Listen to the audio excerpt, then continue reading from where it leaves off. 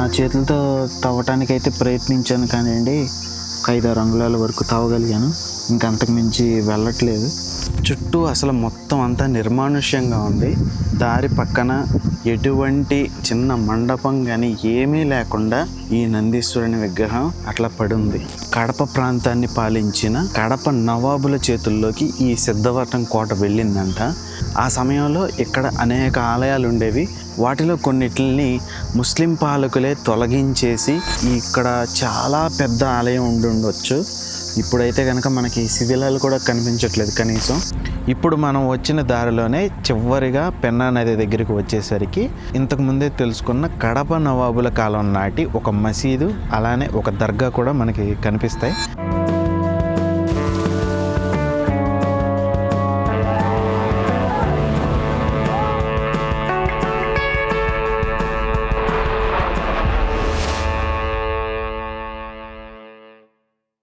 మిత్రులందరికీ నమస్తే.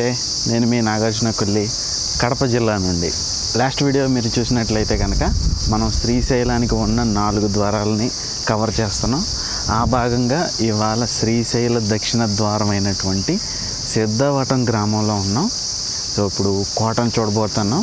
అయితే ఇక్కడ సిద్ధవటేశ్వర స్వామివారి ఆలయం ఇప్పుడు మనం చూడబోతున్న ఈ పురాతనమైన కోటలో ఉందంట.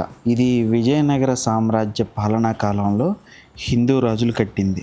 కాకపోతే తర్వాతి కాలంలో కడప నవాబులు ఈ కోటను ఆక్రమించి 100 సంవత్సరాలు పాలించారు. వాళ్ళ సమయంలోనే కోట లోపల మసీదు, దర్గా నిర్మించబడ్డాయి. ఆ సమయంలోనే అంతకు ముందు ఉన్న హిందూ ఆలయాలు శిథిలావస్థకు చేరుకున్నాయని కూడా చదివాను నేను. కొన్ని వందల సంవత్సరాల క్రితం ఈ కోట ఉన్న ప్రాంతంలో కేవలం ఒక ఆలయం మాత్రమే ఉండేది. తర్వాత విజయనగర రాజులు కోటను కట్టించారు చుట్టూతా, ఆలయాన్ని చుట్టూతా కవర్ అయ్యేలాగా. మరి అసలు ఇప్పుడు కోట లోపల ఆలయం ఉందో లేదో అనే విషయం తెలుసుకుందాం. ఈ సిద్ధవటం అనేది కడప నుంచి ఒక 20 కిలోమీటర్స్ దూరంలో అయితే ఉంటుంది. నేనైతే ఒక బైక్ బుక్ చేసుకుని ఈరోజు మొత్తానికి రెంట్కి తీసుకున్నాను. 500 పడింది జస్ట్. ఆ బైక్ మీద తిరుగుతున్నాను. ఇప్పుడైతే మనం చూసుకోవచ్చు, ఇది పశ్చిమ ద్వారం, కోటకున్న పశ్చిమ ద్వారం. సో ద్వారం పైన చూస్తున్నారు కదా, మన ఆలయాల్లో ఉండేటట్టుగా ఒక మంచి గోపురం అయితే ఉంది. ఇలాంటివన్నీనేమో బురుజులు అన్నమాట. సో వీటిల్లో సైనికులు ఉండి కాపలా కాసేవాళ్ళు. సో అదైతేనేమో కోట ద్వారం. సో చూసుకోవచ్చు, మన విజయనగర రాజులు కాబట్టి మన హైందవ ఆలయాల గోపురాలు ఎలా ఉంటాయో అలా ఉంది. ద్వారం బయటే మనం చూసుకోవచ్చు. ఇక్కడైతేనేమో గరుత్మంతుల వారు ఉన్నారు, ఇక్కడేమో ఆంజనేయ స్వామి ఉన్నారు. అలానే పైన చూసుకుంటే కనుక గజలక్ష్మి అమ్మవారు కనిపిస్తున్నారు. సో ఇలా ద్వారం పైన ఎప్పుడు చూసుకున్నా కానీ మనకి గజలక్ష్మి అమ్మవారు కనిపిస్తుంటారు. సో ఇప్పుడైతే మనం లోపలికి వెళ్ళి మొత్తం అంతా కూడా చూద్దాం. కోట లోపలికి వచ్చేసరికి కనీసం ఒక 10 డిగ్రీల వేడిలో తేడా అయితే తెలుస్తుంది. చల్లగా ఉంది లోపలికి వచ్చాక. అసలు మొత్తం కూడా చూడొచ్చు.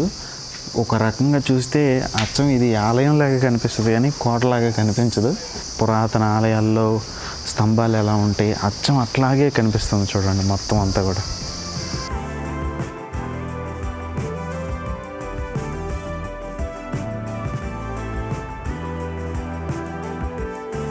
ఈ ఆలయ స్థల పురాణం ప్రకారం ఇక్కడ ఒక పెద్ద వటవృక్షాలతో కూడిన ఒక వనం ఉండేదంట.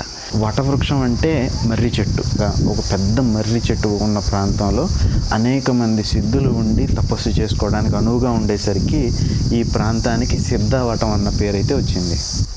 నేను ఇక్కడికి రాబోయే ముందు ఈ సిద్ధవటం గురించి తెలుసుకోవటం కోసం ఈ గ్రామ కైఫియత్తులని పురాతనమైన పుస్తకాలు అనేవి కొన్ని ఉంటాయి. సో వాటిల్లో నేను ఒక దాన్ని చదవటం ద్వారా ఈ ఆలయ స్థల పురాణం గురించి, ఈ కోట చరిత్ర గురించిన ముఖ్యమైన విశేషాలన్నీ కూడా తెలుస్తున్నాయి. ఇది మనం కేవలం కోటలానే కాకుండా ఒక మంచి ఆలయంగా, ఒక పుణ్య ప్రదేశంగా చూడాలి. ఎందుకంటే ఇది శ్రీశైల దక్షిణ ద్వారం అని ఇంతకుముందే చెప్పుకున్నాం కదా. స్థల పురాణం ప్రకారం ఈ సిద్ధవటం ఆలయంలో తమ శక్తి కొలది ఎన్ని రోజులు వీలైతే అన్ని రోజులు ఉండి స్వామివారిని సేవిస్తే పునర్జన్మే ఉండదని నమ్మకం. అలాంటి ఈ సిద్ధవటం పుణ్యస్థలానికి పూర్వం సుదూర ప్రాంతాల నుంచి ఎంతోమంది భక్తులు వచ్చేవారంట.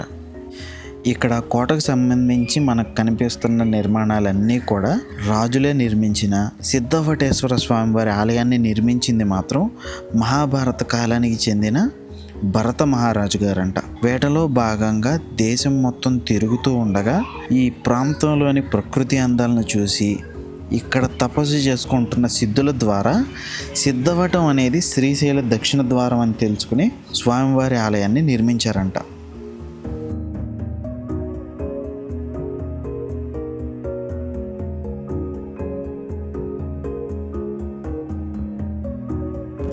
మనం ఇప్పుడు కోట పైదాకా వచ్చాం. పైకి రావడానికి మెట్లు కూడా ఉన్నాయి. పూర్వం సైనికులు ఈ పై భాగంలో తిరుగుతూ కోటని కాపలా కాసేవారంట. అలానే ఇక్కడ నుండి చూస్తే కనుక మనకి కోట లోపల ఏం జరుగుతుందనే విషయాన్ని అంతా కూడా గమనించవచ్చు. ఎవరు లోపలికి వస్తున్నారు, ఎవరు బయటికి వెళ్తున్నారు అనేవి కూడా బాగా గమనించవచ్చు.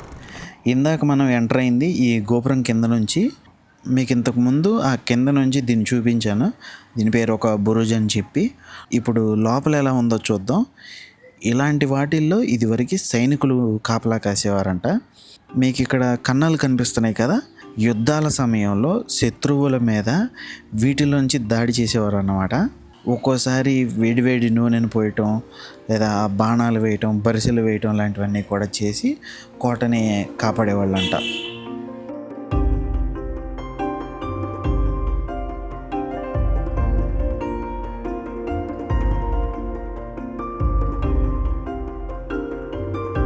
ఈ కోట పై భాగం నుండి చుట్టూరా ఉన్న కొండలు, అందమైన పెన్నా నది చాలా చక్కగా ఎంతో అందంగా కనిపిస్తున్నాయి. నాకు రాయలసీమ మీద పెద్దగా అంచనాలు లేవు, ఎందుకంటే నేను ఈ ప్రాంతానికి వచ్చిందే చాలా తక్కువ. అలాంటిది మొట్టమొదటిసారిగా సిద్ధవటాన్ని చూడటం, ఈ అందమైన పెన్నా నది పరిసర ప్రాంతాలను చూడటం నాకు చాలా బాగా అనిపించింది. అందులోనూ ఈ ట్రిప్ అనేది నాకు రాయలసీమ మీద చాలా ఎక్స్పెక్టేషన్స్ని అయితే పెంచేసింది. కోట పైనుంచి కిందకి దిగ్గానే ఎదురుగా ఒక స్తంభం లాంటి ఆకారం కనిపిస్తూ ఉంటుంది. కొంచెం జాగ్రత్తగా పరిశీలిస్తే ఇది ఒక శివలింగం అని మనకు అర్థమవుతుంది. పైన మనం బ్రహ్మసూత్రాన్ని కూడా చూడొచ్చు. అయితే ఏదో కారణంగా ఈ శివలింగం రెండుగా విరిగిపోయింది. ఇంతకుముందు ఆర్కియాలజీ డిపార్ట్మెంట్ వారు దీన్ని అతికించడానికి ప్రయత్నించినట్టున్నారు. అయితే దారి పక్కన అలా నిలబెట్టి ఉంచారు. ఈ కోట లోపల సిద్ధవటేశ్వర స్వామివారి ఆలయం ఉండేదనడానికి ఇది మనకి మొట్టమొదటి ఆధారం. విజయనగర రాజుల తర్వాత ఈ ప్రాంతం కడప నవాబుల ఆధీనంలోకి వెళ్ళిందని మొదట్లో చెప్పాను కదా. ఆ సమయంలోనే ఇక్కడ ఈ భవనాలను అయితే నిర్మించారు. ఇప్పుడు ఇంకా ఇక్కడ ఒక మసీదు చాలా వరకు మంచి కండిషన్లోనే కనిపిస్తుంది. దానికి ఎదురుగా కొన్ని నవాబుల కాలానికి చెందిన సమాధులు కూడా కనిపిస్తున్నాయి. అయితే ఇంకా ఇక్కడ ఇంకో పాడుబడ్డ భవనం కూడా ఒకటి ఉంది. దీనిపైన నుండి చూస్తే మనకి కోటలోని కొన్ని ముఖ్యమైన భాగాలు చాలా అందంగా కనిపిస్తుంటాయి. వీడియో మొదట్లో మనం ఈ కోటలోకి ప్రవేశించింది వెస్ట్ సైడ్ ఉన్న ద్వారం నుండి. అక్కడ నుండి ఒక్కో భాగం చూసుకుంటూ మొత్తం నడుచుకుంటూ ఇప్పుడు తూర్పు వైపున ఉన్న ప్రధాన ద్వారం దగ్గరికి వచ్చాం. ఇక్కడే ఒక ముఖ్యమైన శాసనం ఉంది. ఇప్పుడు అది చూద్దాం. ఆ చివర మొదలు పెడితే ఈ చివరి వరకు మనకి ఒక పెద్ద శాసనం కనిపిస్తుంది కదా. సో ఇందులో ముఖ్యమైన రాయి ఏదంటే ఇది. సో ఇక్కడ మీరు చూడొచ్చు, కొంచెం పాత లిపిలో ఉంటుంది, కరుండనంతరాజ. ఈ అనంతరాజ అనే ఆయన ఈ కోటని కట్టించారు. అయితే ఈ కోటని తమ తండ్రి యలభూరమనుండు కొండ్రాజు తిరుపతి రాజు. సో ఈ కొండ్రాజు తిరుపతి రాజు అనే ఆయన ఇంతకు పూర్వం ఇక్కడ ఒక మట్టి కోట ఉండేది, దాన్ని పరిపాలిస్తూ ఉండేవారు. అధికారం కోసం ఇది వరకటి రోజుల్లో చాలా చేసేవాళ్ళు. అదేవిధంగా ఇప్పుడు మనం చూస్తున్న ఈ కొండ్రాజు తిరుపతి రాజు కూడా అప్పటి విజయనగర పాలకుల్ని ఎదిరించి తనని తాను స్వతంత్ర రాజుగా ప్రకటించేసుకున్నాడు. అదే విజయనగర పాలకులకి ఇంకొక సామంత రాజు అయినటువంటి మట్లి ఎల్లమ్మరాజు ఆ సమయంలో విజయనగర పాలకులకి చాలా సహాయం చేసి ఈ కొండ్రాజు తిరుపతి రాజుని ఓడించి ఈ సిద్ధవటం ప్రాంతాన్ని తిరిగి స్వాధీనపరుచుకున్నారంట. ఈ మట్లి వంశస్థులు చేసిన ఇంత పెద్ద సహాయం సహాయానికి విజయనగర రాజులు సంతోషపడి మట్లి వంశానికి ఈ సిద్ధవటం ప్రాంతం మొత్తాన్ని అధికారులుగా ప్రకటించి వారికి ఈ కోటను కూడా ఇచ్చారంట. ఆ ఎల్లమరాజు యొక్క కొడుకైన అనంతరాజు అంత క్రితం ఉన్న మట్టి కోటని తొలగించి దాని స్థానంలో ఒక రాతి కోటను నిర్మించిన సమయంలో వేసిన శాసనం ఇప్పుడు మనం చూస్తున్నాం. మనం చూసిన ఈ శాసనంలో ఒక ముఖ్యమైన పాయింట్ ఏంటంటే, అనంతరాజు ఈ కోటను ఇంత పటిష్టంగా నిర్మించడానికి కారణం ఒకటి, తనకి సొంతంగా ఒక అద్భుతమైన పటిష్టమైన కోట కావాలి అనుకోవటం. రెండవది, సిద్ధవటేశ్వర స్వామి వారి ఆలయం ఆచంద్ర తారార్కం ఈ సూర్యచంద్రులు ఉన్నన్ని రోజులు కూడా నిలబడి ఉండాలన్న కోరికతో ఈ కోటను కూడా నిర్మించారు. అది స్పష్టంగా మనకి శాసనం ఆఖరి భాగంలో కనిపిస్తుంది. అంటే ఈ కోట లోపలే సిద్ధవటేశ్వర స్వామి వారి ఆలయం ఉండేది. దానికి నిదర్శనమే ఇప్పుడు మన ముందు ఉన్నటువంటి ఈ నందీశ్వరుడు. చుట్టూ అసలు మొత్తం అంతా నిర్మానుష్యంగా ఉంది. ఇలా దారి పక్కన ఎటువంటి మందిరం కానీ ఎటువంటి చిన్న మండపం కానీ ఏమీ లేకుండా ఈ నందీశ్వరుని విగ్రహం అట్లా పడుంది. ఎంత అద్భుతంగా ఉండేదో ఒకప్పుడు. అసలు నందీశ్వరుని మీద ఉన్న గంటల బారు చూడండి, అసలు ఎంత బాగుందో. ఇట్లా వస్తూ కాలి మీదగా ఉండేసరికి దాన్ని ఇక్కడ వంపు తిప్పి ఇట్లా పోనిచ్చారు. సిద్ధవటం గ్రామ కైఫియత్తులో, అంటే కైఫియత్ అంటే చరిత్ర అని ఇందాక చెప్పాను కదా. సో సిద్ధవట గ్రామ కైఫియత్తులో విజయనగర రాజుల తర్వాతి కాలంలో కడప ప్రాంతాన్ని పాలించిన కడప నవాబుల చేతుల్లోకి ఈ సిద్ధవటం కోట వెళ్ళిందంట. ఆ సమయంలో ఇక్కడ అనేక ఆలయాలు ఉండేవి. వాటిలో కొన్నిటిని ముస్లిం పాలకులే తొలగించేసి ఆ గుళ్ళలో పనిచేసే పూజారులకి ఊరి బయట కొంత స్థలాన్ని చూపించి ఇక్కడ నుంచి పంపించేశారంట. మిగిలిన కొన్ని ఆలయాల్లో పూజలు అంతగా జరగని కారణంగా వాటిని పట్టించుకునే వాళ్ళు కరువయ్యి క్రమక్రమంగా శిథిలావస్థకైతే చేరుకున్నాయంట. సో అలాంటిదే ఇప్పుడు మన ముందర ఉన్నటువంటి ఈ చిన్న మందిరం. నాకైతే ఇది చాలా విచిత్రంగా కనిపిస్తుంది. ఎందుకంటే ఇప్పుడు ఇది కనుక మనం గర్భగుడి అనుకుంటే కనుక గర్భగుడి యొక్క శిఖరం గుండ్రంగా ఉండాలి సాధారణంగా, కానీ ఇక్కడ మనం చూసుకుంటే నలుచదరంగా ఉంది. మేబీ ఇది గర్భగుడి కాకపోవచ్చు, లేదా నేను తప్పైనా ఉండొచ్చు అనుకోండి. సో ఇప్పుడు మాత్రం లోపలన్నీ గబ్బిలాలు ఉన్నాయి. వీడియో చూసే వాళ్ళకి కొంచెం డౌట్ రావచ్చు, ఒక్కొక్కసారి నన్ను అనుమానం కూడా పడవచ్చు.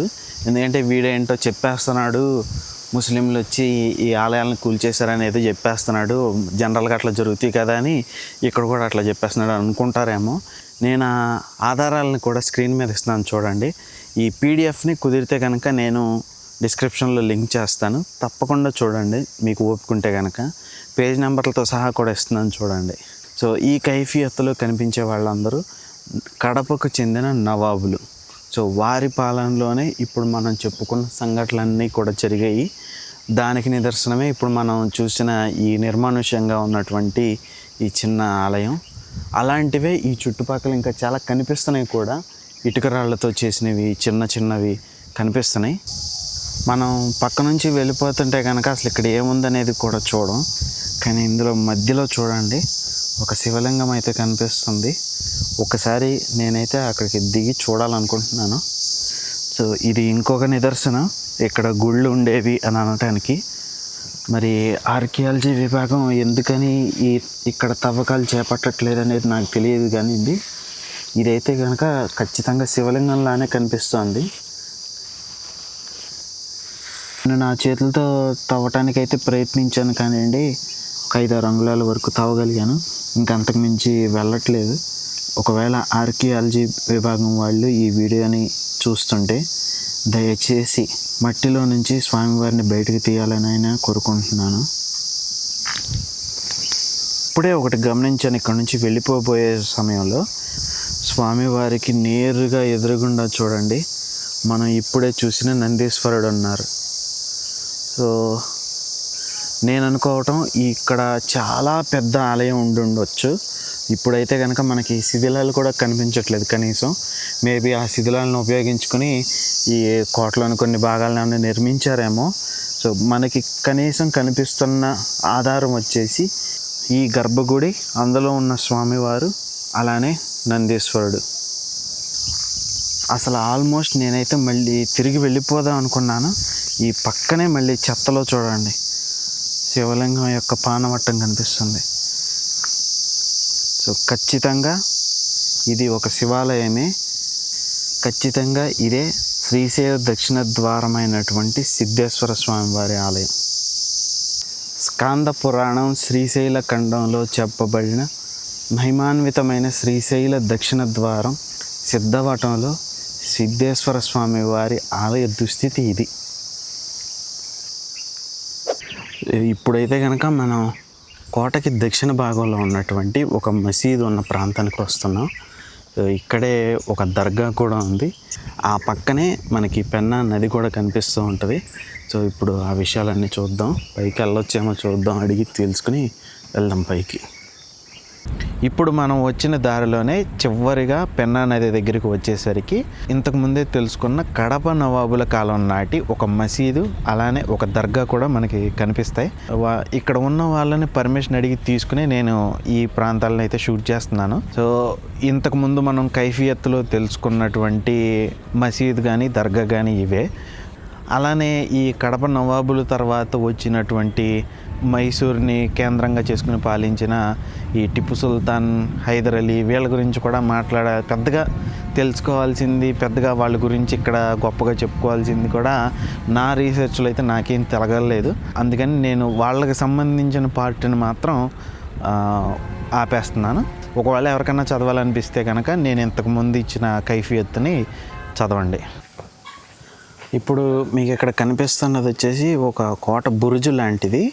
సో దీనిలో నుంచి అటు మనకి ఎదురుగా ఉన్న పెన్నా నది దగ్గరికి వెళ్ళటానికి ఒక చిన్న సొరంగం లాంటిది కూడా ఉంది.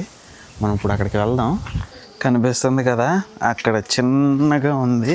సో దారి అయితే చాలా చిన్నగా ఉంది, కొంచెం చీకటిగా ఉంది, కానీ అక్కడ లైట్ అయితే పెట్టారు. మరి ఇక్కడికి వచ్చిన విజిటర్స్ అందరూ వెళ్ళటం కోసం. కాకపోతే దారి అంతా చాలా చెత్త, చాక్లెట్ తొక్కలు, కుర్కురే, లేస్ ప్యాకెట్లు, అంతా చండాలంగా ఉంది. అబ్బా, పెన్నా నది దగ్గర దాకా వచ్చేసాం. కిందకు కూడా వెళ్ళొచ్చు, నీళ్ళు అసలు లోతే లేవు. చూసుకోండి, కిందకైతే దిగుతున్నాను. మరి అంత లోతు కూడా లేదు అసలు, జస్ట్ కాళ్ళు తడిస్తాయి అంతే. సరదాగా అట్లా ఒకసారి వెళ్ళొద్దాం. చేపలు చూడండి కదలకుండా ఎట్లా నుంచున్నాయో, మనం చూస్తున్నామని. సిద్ధవటం కోట ఎంత అందంగా ఉందో చూపించడం కోసం ఇప్పుడు నేను పినాకిని నదీ గర్భంలోకి వచ్చాను. ఇన్నాళ్ళు నేను పినాకిని అంటే కేవలం అదొక ఎక్స్ప్రెస్ పేరే అనుకునేవాడిని. కానీ ఈ వీడియో కోసం చేస్తున్న రీసెర్చ్లో నాకు అర్థమైంది ఏంటంటే పెన్నా నదినే పినాకిని అని కూడా పిలుస్తారని. చుట్టూ కొండలు ఉండగా నదీ గర్భం మధ్యలో నుండి మనం ప్రకృతి అందాలను ఇప్పుడు చూస్తున్నాం.